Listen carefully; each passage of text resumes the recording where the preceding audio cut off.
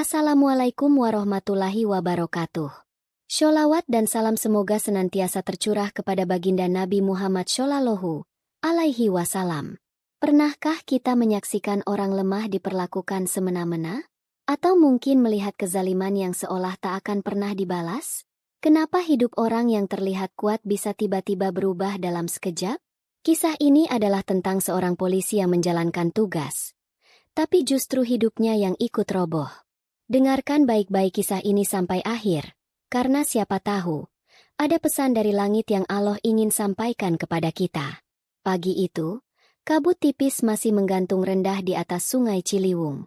Bau lumpur dan sampah tercium menusuk, bercampur dengan aroma kopi yang diseduh seadanya di dalam gubuk-gubuk reot yang berdiri tanpa izin.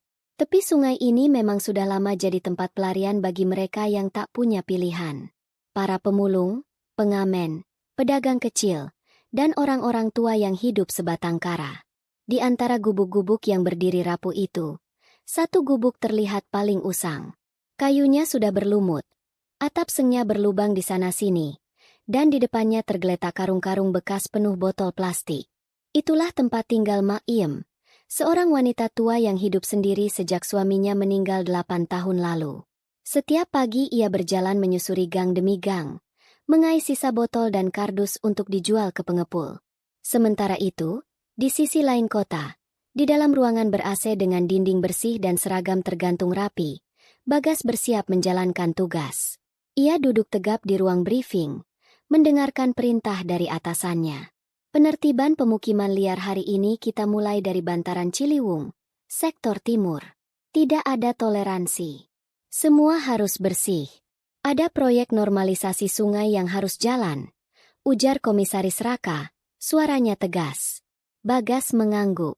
Ia memang dikenal sebagai polisi yang keras dan tidak banyak bicara. Dalam catatannya, ia nyaris tak pernah gagal dalam operasi. Disiplin, profesional, dan tanpa kompromi. Beberapa jam kemudian, konvoi kendaraan polisi, Satpol PP, dan sebuah alat berat meluncur menuju lokasi. Sirine meraung pelan, memberi tanda bahwa aparat sedang bertugas.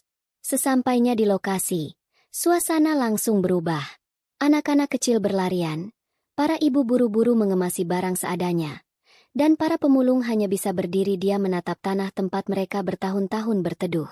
Beberapa orang mencoba protes, tapi suara mereka tenggelam oleh aba-aba petugas dan suara mesin ekskavator yang mulai dipanaskan. Mak Iem berdiri di depan gubuknya, memegangi tongkat tua sebagai penopang tubuh rapuhnya. Ia tidak berteriak, tidak memaki, hanya memandang aparat yang mendekat dengan mata berkaca-kaca. "Bu, kami mohon kerjasamanya. Ini sudah sesuai prosedur," ujar salah satu petugas Satpol PP dengan nada sopan. Mak Iem tidak menjawab. Ia hanya mundur perlahan ke pintu gubuknya, lalu berlutut dan memeluk tiang kayu yang menopang bagian depan rumahnya. "Saya tidak punya tempat lain. Disinilah saya hidup, makan, tidur, dan berdoa." Suaranya parau, tapi penuh keteguhan. Bagas melangkah maju, sepatu hitamnya menginjak tanah yang becek. Ia berdiri tepat di depan wanita tua itu, dan untuk sesaat, waktu seolah berhenti. Matanya menatap wajah keriput Mak Iem yang penuh debu dan peluh. "Bu, tolong kerjasamanya. Kami hanya menjalankan tugas," ujarnya dengan suara berat. "Saya mohon, Nak, biarkan saya tinggal di sini. Kalau rumah ini hancur, kemana saya harus pulang?" Lirih Mak Iem menggenggam ujung bajunya. Bagas menarik napas dalam-dalam. Ada jeda panjang. Hatinya goyah, tapi pikirannya terus menegaskan bahwa ini adalah bagian dari tugas. Sebuah keputusan harus diambil cepat. "Laksanakan," katanya pada operator alat berat. Mesin ekskavator meraung keras. Dengan satu dorongan kuat, dinding gubuk yang reot itu roboh seketika. Mak Iem terjatuh. Tangannya mencoba menahan puing yang meluncur, tapi tubuh tuanya tak kuasa. Ia menangis. Bukan karena luka, tapi karena kehilangan. Di balik reruntuhan, terlihat koper tua yang terbuka. Isinya sederhana. Beberapa baju lusuh, sebuah foto keluarga berbingkai kayu, dan sebuah kitab kuning lusuh bertuliskan huruf Arab. Di antara halaman kitab itu, terlipat secari kertas kecil yang berisi tulisan tangan halus. Ya Allah, cukupkan aku dengan yang halal, jauhkan aku dari yang haram, dan karuniakan aku kekuatan untuk tetap sabar dalam sempitnya dunia ini. Mak Iem menggenggam kitab itu erat, lalu menunduk. Dari mulutnya keluar gumaman lirih, namun terasa mengguncang udara siang itu. Ya Allah, jika ini adalah kezaliman, maka biarlah Engkau yang membalasnya. Bagas menoleh ke arah lain. Dadanya terasa sesak, meski ia tidak tahu kenapa. Hujan mulai turun pelan, membasahi seragam dan wajahnya. Di belakangnya, operator ekskavator mematikan mesin, dan petugas lain mulai meninggalkan lokasi. Mak Iem tetap duduk di tanah. Matanya kosong, memandangi puing-puing tempat ia menyandarkan hidup selama bertahun-tahun. Bagas berjalan menjauh tanpa menoleh lagi. Tapi di telinganya, suara gumaman itu terus terngiang, seolah terpatri di dasar jiwanya. Ya Allah, jika ini adalah kezaliman, biarlah Engkau yang membalasnya. Langit semakin gelap, dan angin mulai bertiup dingin. Tak ada yang tahu bahwa hari itu bukan hanya sebuah gubuk yang roboh, tapi ada sesuatu dalam hidup Bagas yang diam-diam mulai runtuh. Hujan masih turun saat Bagas memasuki mobil dinasnya. Kaca jendela buram oleh uap, dan wiper yang bergerak cepat tak cukup mengusir pandangan muram yang menempel di kaca. Ia duduk di kursi kemudi, tangannya menggenggam setir erat, namun hatinya terasa kosong. Mesin mobil menyala. Suara raungan mesin bercampur dengan detak hujan di atap. Tak ada satu kata pun keluar dari mulutnya selama perjalanan. Di kursi sebelahnya, Dimas, rekan satu timnya, berusaha mencairkan suasana. Gimana, Gas? Tugas selesai tanpa hambatan. Seperti biasa, kau paling cepat dan bersih. Bagas hanya mengangguk pelan, menatap ke depan. Tapi yang tadi yang ibu tua itu, agak berat ya. Lanjut Dimas, lebih pelan kali ini. Bagas menghela napas pelan. Tugas tetap tugas. Mas, kita hanya menjalankan perintah. Tapi kalau lihat dia tadi, aku nggak tahu ya, ada perasaan aneh. Sudahlah. Bagas menekan pedal gas sedikit lebih dalam dari biasanya. Mobil melaju cepat, menembus jalanan kota yang mulai lengang karena hujan sore. Rute yang ia ambil bukan jalan utama. Ia lebih suka pulang lewat jalur alternatif, melewati tikungan curam di kawasan perbukitan belakang kota. Jalannya sempit dan menanjak, tapi Bagas sudah hafal luar kepala. Ia suka jalan ini karena sepi dan tenang, setidaknya begitu biasanya. Namun, hari itu tidak seperti biasanya. Ketika mobil mulai menuruni tanjakan menuju tikungan pertama, ia merasakan ada yang janggal. Pedal rem terasa lebih dalam dari seharusnya. Ia menginjaknya lagi, lebih kuat. Mobil melambat, tapi tidak cukup. Di depannya, jalan menurun dan berbelok tajam ke kiri. Gas pelan. Ini jalan licin. Teriak Dimas, mulai panik. Bagas menarik tuas rem tangan. Mobil berdecit keras. Rodanya selip. Dalam sekejap, kendali lepas dari tangan. Mobil tergelincir, menabrak pagar kayu, lalu terperosok ke sisi jurang dangkal yang dipenuhi semak dan batu besar. Dentuman keras terdengar. Dunia Bagas gelap seketika. Bagas membuka matanya perlahan. Cahaya putih menyilaukan. Aroma antiseptik memenuhi hidungnya. Suara detak mesin dan bisikan samar terdengar dari sekeliling. Ia mencoba menggerakkan kakinya, tapi tidak ada respons. Ia menoleh, perlahan. Di sekelilingnya ada infus, alat monitor, dan wajah ibunya yang duduk di sudut ruangan. Wajahnya sembab, tangannya memegang tasbih. Ibu? Suaranya parau. Sang ibu bangkit cepat dan memeluknya. Tapi hati-hati agar tidak menyentuh luka di bagian dadanya. Air mata menetes pelan dari mata wanita tua itu. Alhamdulillah, kamu sadar, Nak. Aku di mana? Di rumah sakit.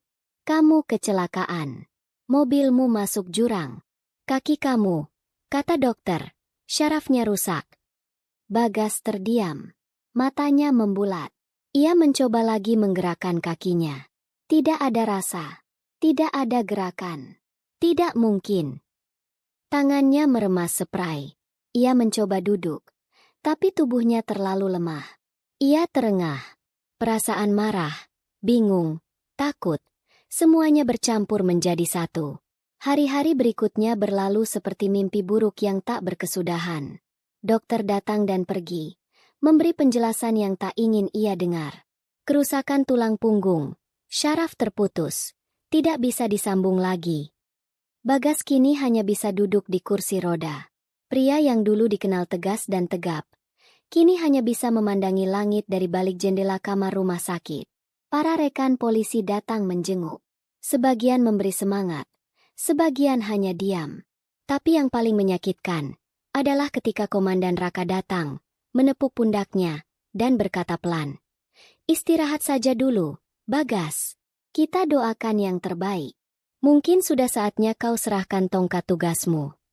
Sejak saat itu, hari-hari Bagas diisi keheningan. Ia pulang ke rumah dinas kecil yang dulu sering ia tinggalkan untuk bertugas. Kini ia menghabiskan hari dengan memandangi jam dinding, menonton televisi tanpa suara, dan membaca ulang laporan-laporan lama yang tak lagi penting. Setiap malam, mimpi yang sama datang berulang. Ia melihat gubuk tua di pinggir kali, berdiri di bawah langit senja yang merah. Di depan gubuk itu, Mak Iem berdiri. Wajahnya pucat, matanya menatap lurus padanya. "Kenapa kamu robohkan rumahku, Nak?" Bagas terbangun dengan tubuh basah oleh keringat. Ia menatap jendela, melihat bulan menggantung di langit. Dadanya sesak. Ia tahu ini bukan sekadar mimpi. Ada sesuatu yang belum selesai. Pada malam keempat sejak pulang dari rumah sakit, ia duduk sendirian di ruang tengah, memegang cangkir teh yang sudah dingin. Ibunya masuk pelan, lalu duduk di hadapannya. "Apa yang terjadi di hari kecelakaan itu, Nak?" Bagas menunduk. Butuh waktu lama untuk menjawab. "Aku merobohkan rumah seorang nenek tua. Dia tinggal di bantaran sungai. Namanya Mak Iem." Ibunya mengangguk pelan, seolah sudah menduganya. Dia sempat berdoa. "Aku dengar sendiri." Dia berkata, "Ya Allah, jika ini zalim, maka biarlah Engkau yang membalasnya." Ibunya menarik napas panjang. Doa orang yang dizalimi. Nak, tidak ada hijab antara dia dengan Allah. Sekalipun dia hanya pemulung, atau orang tua renta. Bagas terdiam. Matanya berkaca-kaca. Bibirnya bergetar. "Aku tidak niat menyakitinya. Aku hanya menjalankan tugas." Tapi kadang, yang kita sebut tugas, bisa berubah jadi kezaliman, kalau tidak pakai hati. Malam itu, Bagas tak bisa tidur. Hatinya seperti ditindih batu besar.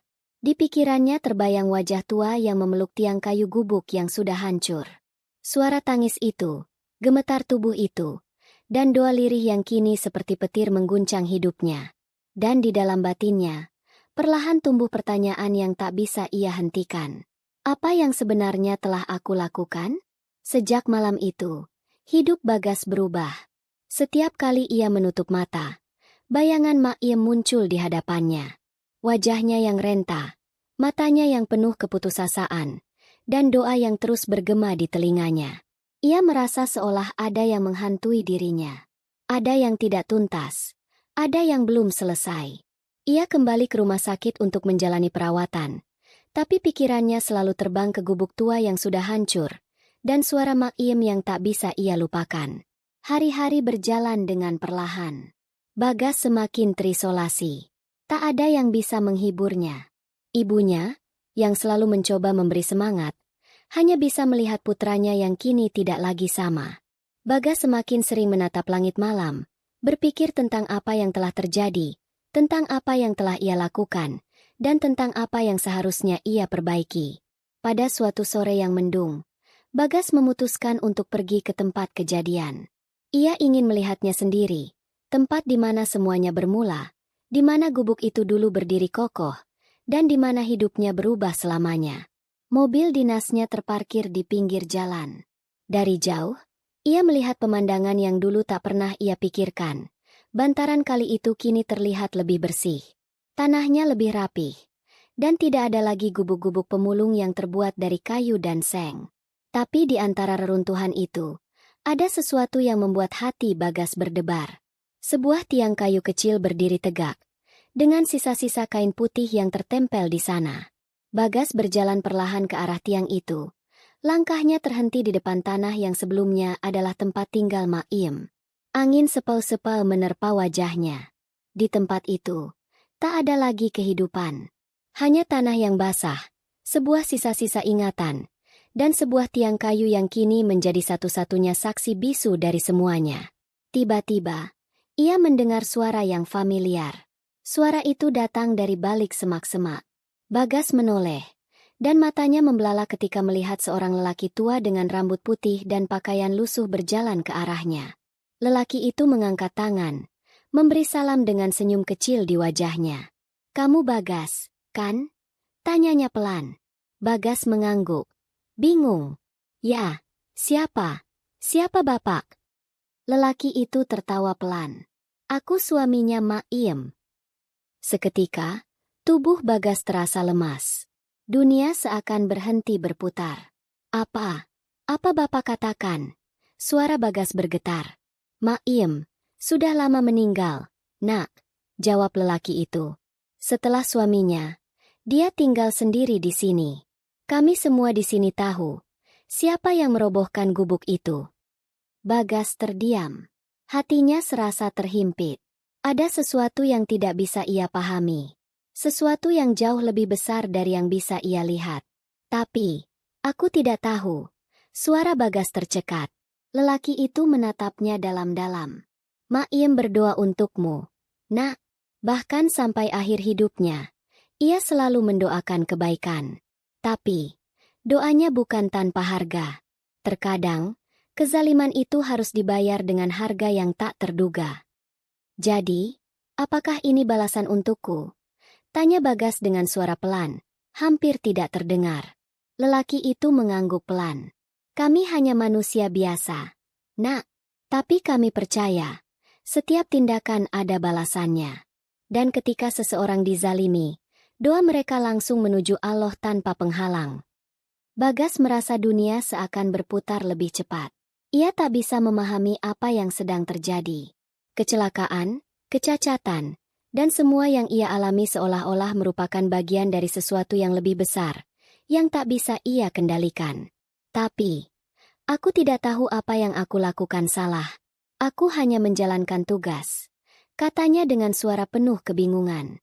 Lelaki tua itu mendekat dan meletakkan tangan di bahu Bagas. "Kita semua hanya manusia, Nak.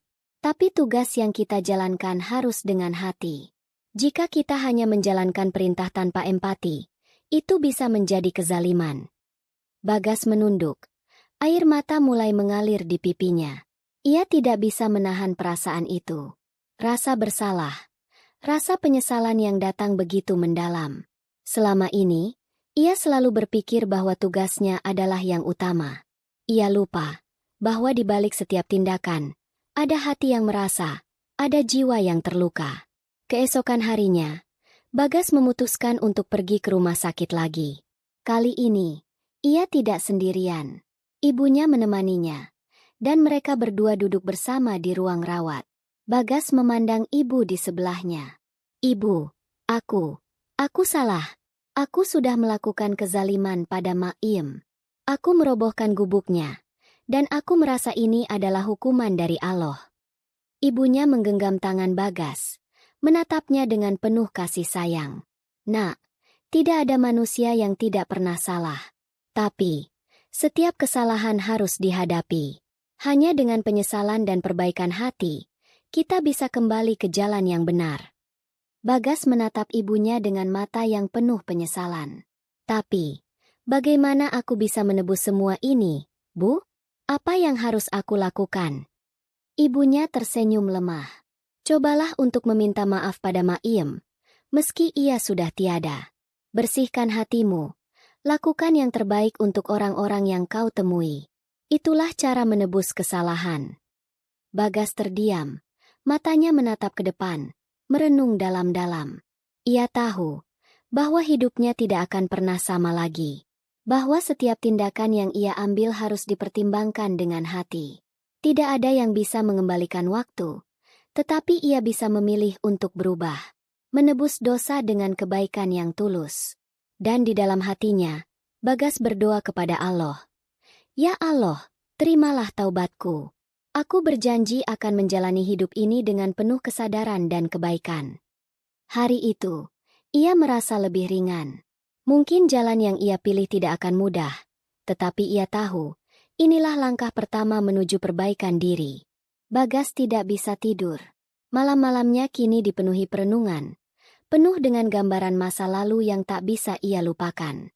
Meskipun ia mencoba berdamai dengan dirinya sendiri, perasaan penyesalan tetap menghantuinya. Ia merasakan sebuah kesendirian yang dalam, seolah dunia ini hanya menyisakan ia dan bayangannya yang penuh dengan kesalahan. Namun, seiring berjalannya waktu, Bagas mencoba untuk menjalani hari-harinya dengan lebih hati-hati. Setiap tindakan, kata-kata, dan keputusan yang ia buat kini selalu ia pikirkan 2 kali. Ia berusaha melakukan pekerjaan-pekerjaan kecil yang baik, menyapa tetangga yang lebih tua, membantu rekan-rekannya tanpa diminta, dan bahkan mencoba lebih sering berdoa, meski hatinya masih merasa jauh. Hari itu, seperti biasa, ia kembali ke rumah sakit untuk kontrol rutin. Pagi itu cuaca cerah, dan udara terasa segar. Ibunya menemani, seperti biasa, dan mereka berjalan perlahan menuju ruang pemeriksaan. "Ibu, aku merasa lebih baik. Kaki ini mulai terasa lebih kuat. Aku rasa aku bisa berjalan lagi," kata Bagas dengan semangat yang baru. Ibunya tersenyum, meski ada kecemasan di wajahnya. "Jangan terlalu cepat mengambil keputusan, Nak. Proses pemulihan harus perlahan." Bagas mengangguk. Ia tahu ibunya benar. Namun ada satu hal yang terus mengganggunya. Apakah ia sudah benar-benar bisa menerima keadaan? Apakah ia benar-benar sudah cukup menebus kesalahan yang ia lakukan pada Maiem? Saat memasuki ruang pemeriksaan, dokter memeriksa kaki Bagas dengan seksama. Semua alat medis terhubung padanya, memantau kondisinya. Beberapa menit kemudian, dokter menatapnya dengan raut wajah serius. "Bagas," dokter itu memulai, "proses pemulihanmu cukup baik. Tapi ada sesuatu yang harus kamu tahu. Tidak semua luka bisa sembuh sepenuhnya. Ada beberapa hal yang perlu kamu pertimbangkan." Bagas mengernyitkan dahi. "Apa maksud dokter?"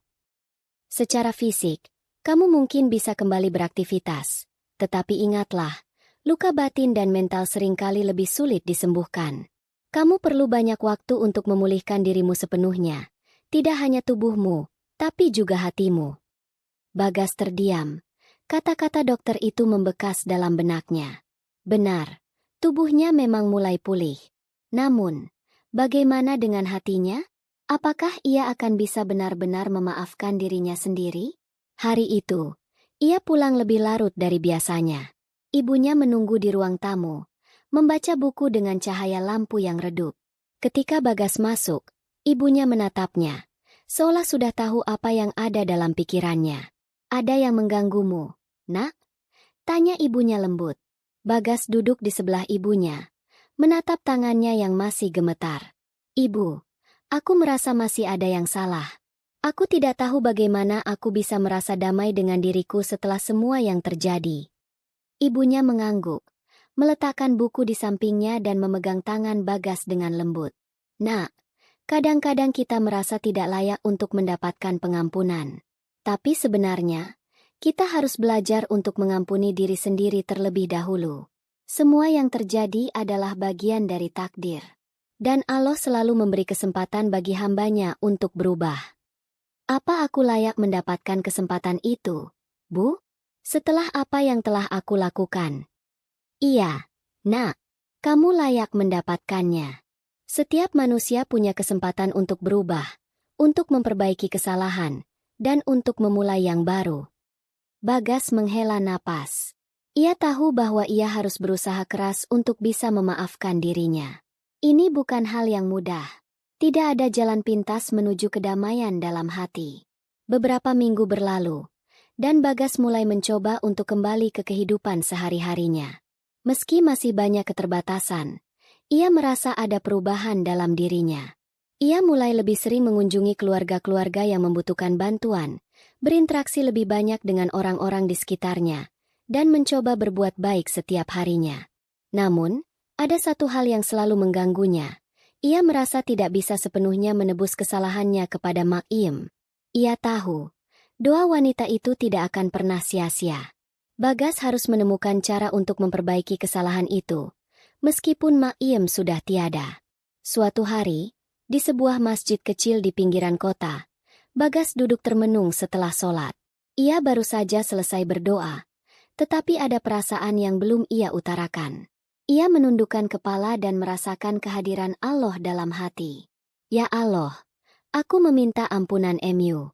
Aku sadar telah melakukan kesalahan besar. Tapi aku ingin mencoba untuk menjadi lebih baik. Aku ingin membantu orang lain untuk menebus dosa-dosaku. Ya Allah, terimalah taubatku. Ia mengucapkan doa itu dengan penuh pengharapan, mengalirkan air mata yang seolah menghapus beban berat yang ia bawa selama ini. Saat Bagas keluar dari masjid, langkahnya terasa lebih ringan. Ia tahu bahwa meskipun ia tidak bisa mengubah masa lalu, ia masih punya waktu untuk membuat masa depannya lebih baik. Di luar, matahari sore memancar lembut, dan Bagas merasa seperti diberi kesempatan kedua untuk menjalani hidupnya dengan lebih bijaksana. Dan di hatinya, ia bertekad untuk menjalani hari-hari berikutnya dengan penuh kesadaran bahwa setiap tindakan yang ia ambil akan dipertanggungjawabkan, baik kepada dirinya sendiri maupun kepada Allah. Ia tahu bahwa pengampunan tidak datang dengan mudah, dan kadang-kadang, untuk menerima pengampunan itu, seseorang harus terlebih dahulu belajar untuk mengampuni dirinya sendiri. Bagas merasa hidupnya memasuki fase yang penuh dengan ketidakpastian. Hari-harinya semakin berat. Namun ada semangat baru yang tumbuh dalam dirinya. Semangat untuk benar-benar berubah. Ia tahu, tidak ada lagi waktu untuk menunggu atau berharap bahwa kesalahan masa lalu akan terlupakan begitu saja. Semua yang ia lakukan sekarang adalah cara untuk mengimbangi segala yang telah ia ambil dari orang lain. Pagi itu, Bagas memutuskan untuk kembali ke rumah sakit untuk pemeriksaan lanjutan. Ia berharap bisa menerima kabar baik tentang kondisinya. Meski ia sudah merasa lebih kuat, ia tahu masih ada proses yang panjang. Namun, kali ini perasaan yang membebani hatinya lebih besar dari sebelumnya. Rasa bersalah yang semakin mendalam tak bisa ia hilangkan begitu saja. Sebelum berangkat, ia memutuskan untuk mampir ke sebuah warung kopi kecil yang terletak di dekat rumah sakit. Warung ini adalah tempat yang dulu sering ia lewati saat menjalani tugas sebagai polisi. Sekarang, tempat itu terasa seperti tempat perenungan, di mana ia bisa berhenti sejenak dan merenungkan banyak hal. Di warung itu, ia melihat seorang wanita tua yang tengah duduk di pojok, menyendiri.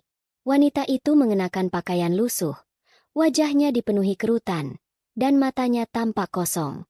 Bagas mengenali wanita itu. Dia adalah salah satu pemulung yang dulu sering terlihat di sekitar daerah tempat tinggalnya. Mak Iem. Bagas hampir tidak bisa berkata-kata.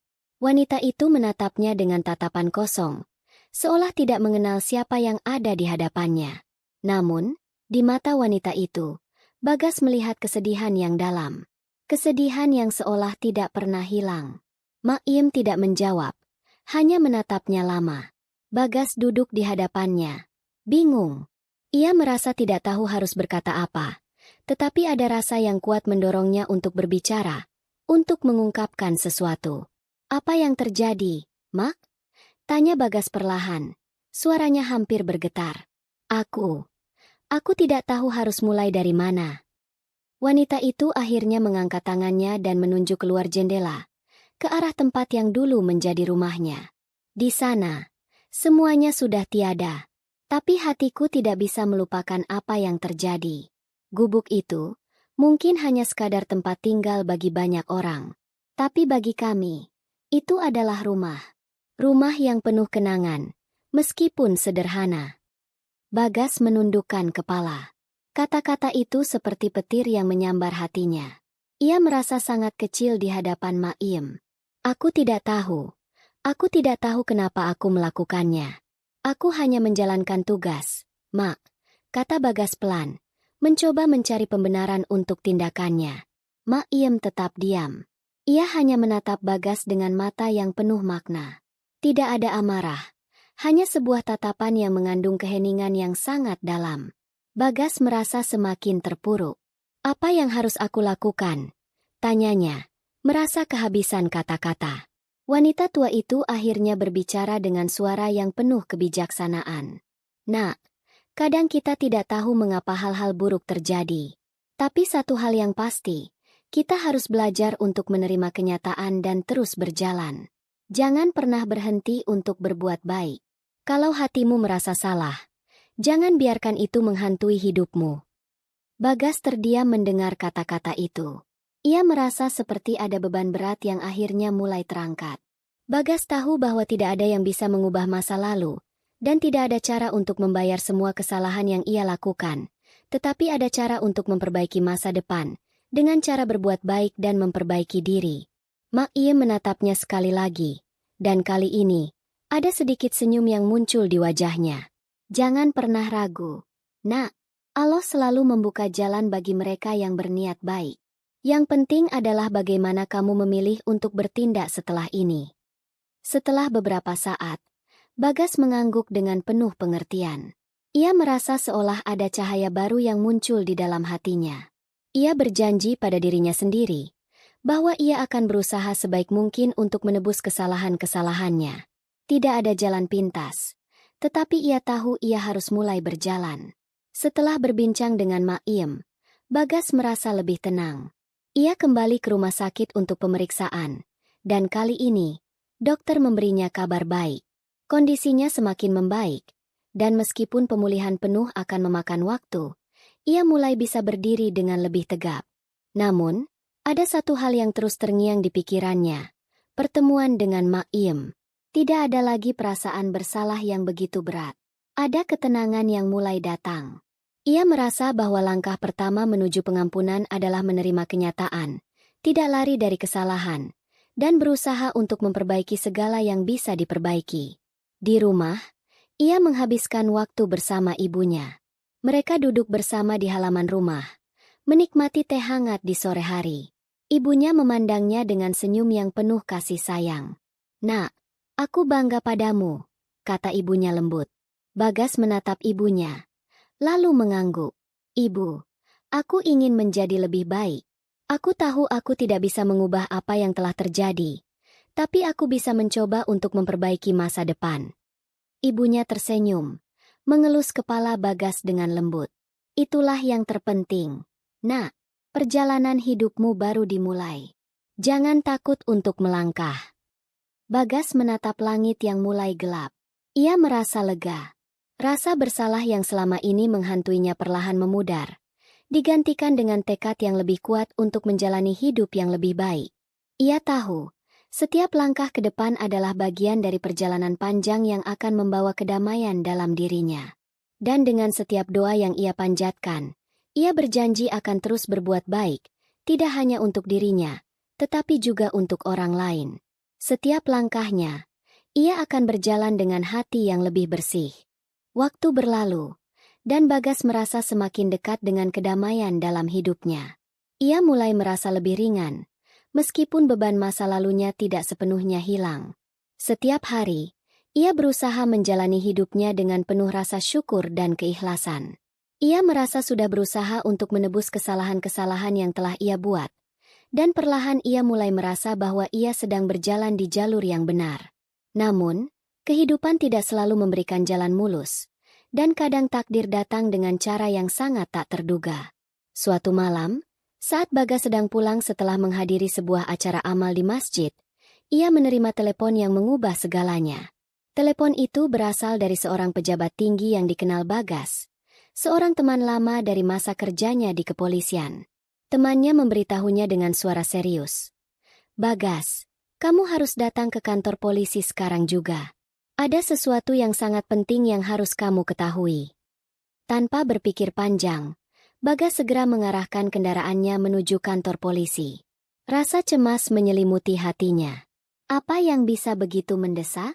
Apakah ada sesuatu yang buruk terjadi lagi? Sesampainya di kantor polisi, Temannya menyambutnya dengan ekspresi yang tidak biasa. Bagas, ini sangat sulit untuk dijelaskan, tapi kamu harus tahu sesuatu yang sangat penting. Tentang kejadian yang terjadi di masa lalu, terkait dengan Mak Iem.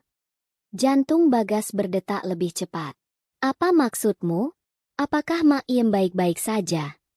Temannya mengangguk, namun wajahnya tetap serius. Mak Iem, sebenarnya dia bukan hanya pemulung biasa. Dia adalah seorang saksi kunci dalam kasus besar yang telah lama diselidiki oleh kepolisian. Kasus yang melibatkan korupsi dan mafia tanah yang selama ini menyembunyikan kebenaran. Bagas terkejut mendengar penjelasan itu. Apa maksudmu? Mengapa Mak Iem terlibat dalam semua ini? Temannya menarik napas dalam-dalam. Karena gubuk tempat tinggal Mak Iem yang kamu robohkan itu adalah lahan yang sengaja dipilih oleh mafia tanah untuk menutupi jejak mereka. Mak Iem tahu terlalu banyak informasi yang bisa mengungkap kejahatan besar yang melibatkan pejabat tinggi, dan mereka berusaha menutup mulutnya. Itulah sebabnya dia menjadi sasaran. Bagas merasa dunia seakan terbalik. Ia tidak pernah menyangka bahwa tindakan yang ia anggap sebagai bagian dari pekerjaannya, merobohkan gubuk Mak Iem, ternyata berkaitan dengan sebuah jaringan kejahatan besar. Jadi, semua yang terjadi bukan hanya kebetulan. Tanyanya dengan suara serak. Benar, Bagas. Dan apa yang lebih mengejutkan lagi, Mak Iem sebenarnya bukan hanya pemulung biasa. Dia adalah bagian dari sebuah organisasi yang selama ini menyelidiki kejahatan-kejahatan besar yang terjadi di kota ini. Dia adalah informan yang sangat berharga bagi kepolisian. Namun, mafia tanah itu menyusup ke setiap lapisan pemerintahan untuk menutupi jejak mereka. Bagas terdiam. Segala penyesalan yang ia rasakan tiba-tiba berubah menjadi rasa cemas yang sangat dalam. Ia merasa seolah telah menjadi bagian dari sebuah cerita besar yang tidak ia pahami sepenuhnya. Temannya melanjutkan, Mak Iem telah berusaha mengungkapkan ini melalui berbagai cara, namun tidak ada yang percaya padanya karena status sosialnya yang rendah. Hanya kamu yang memiliki kesempatan untuk mengungkapkan semua ini. Kamu adalah kunci yang bisa membuka jalan bagi penyelesaian kasus besar ini. Bagas merasakan perasaan yang campur aduk, antara terkejut, bingung, dan tak percaya. Ia tidak tahu apa yang harus dilakukan. Ia telah terlibat dalam sebuah cerita yang jauh lebih besar dari apa yang ia bayangkan. Keputusan yang ia buat saat itu tidak hanya akan mempengaruhi hidupnya, tetapi juga kehidupan banyak orang. Keesokan harinya, Bagas kembali ke rumah sakit untuk menanyakan tentang kondisi Mak Iem. Ia tahu bahwa wanita itu masih dalam perawatan intensif, dan kondisi fisiknya sangat buruk. Namun, Bagas merasa bahwa ia harus bertindak segera. Ia tidak bisa membiarkan Mak Iem menjadi korban kejahatan besar ini. Sesampainya di rumah sakit, Bagas meminta izin kepada dokter untuk bertemu dengan Mak Iem. Ketika ia akhirnya berada di sisi tempat tidur wanita itu, Bagas merasa hatinya bergetar. Mak Iem terbaring lemah, tetapi matanya tetap menunjukkan kecerdasan dan kekuatan yang luar biasa. Mak, apa yang sebenarnya terjadi? Tanya Bagas dengan penuh kebingungan. Mak Iem menatapnya dengan tajam. Nak, aku tahu kamu pasti bingung. Tapi ini bukan tentang aku. Ini tentang keadilan. Aku hidup di dunia yang penuh ketidakadilan. Dan aku tak bisa diam saja melihat semuanya. Aku berharap kamu bisa melanjutkan perjuanganku. Itu sebabnya aku tidak takut meski mereka mencoba untuk menghilangkan jejakku. Bagas terdiam, mendengarkan setiap kata yang keluar dari bibir wanita yang telah lama ia anggap sebagai korban. Ternyata, Mak Iem bukan hanya seorang wanita tua yang tak berdaya, melainkan seorang pejuang yang tak terlihat. Mak Iem melanjutkan. Tapi ingat, nak, keputusan ada di tanganmu. Kamu bisa memilih untuk tetap terjebak dalam kesalahan masa lalu atau memilih untuk melanjutkan apa yang sudah aku mulai. Keputusan itu akan mengubah hidupmu. Bagas mengangguk perlahan. Ia tahu sekarang bahwa ia tidak hanya berjuang untuk dirinya sendiri, tetapi untuk kebenaran yang harus diungkapkan, meskipun itu berarti harus melawan kekuatan besar yang ada di balik semua ini. Saat ia meninggalkan rumah sakit, Bagas merasa seperti diberi beban yang sangat berat, namun juga sebuah kesempatan besar untuk memperbaiki segalanya. Ia tidak bisa lagi lari dari masa lalunya, Tetapi ia bisa memilih untuk bertindak dengan benar sekarang. Tak lama setelah itu, Bagas memutuskan untuk mengungkapkan seluruh kebenaran tentang apa yang ia ketahui. Ia bekerja sama dengan pihak kepolisian untuk membuka penyelidikan lebih lanjut terhadap mafia tanah yang telah lama merajalela di kota itu. Dengan keberaniannya, ia mulai menyusun bukti-bukti yang dapat mengungkap kejahatan tersebut.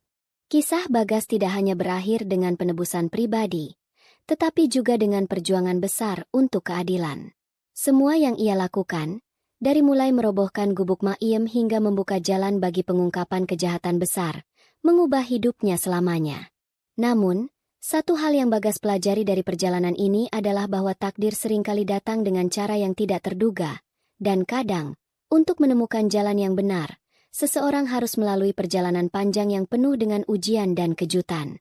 Dengan keberanian dan tekad, Bagas akhirnya berhasil membantu mengungkap kasus besar tersebut.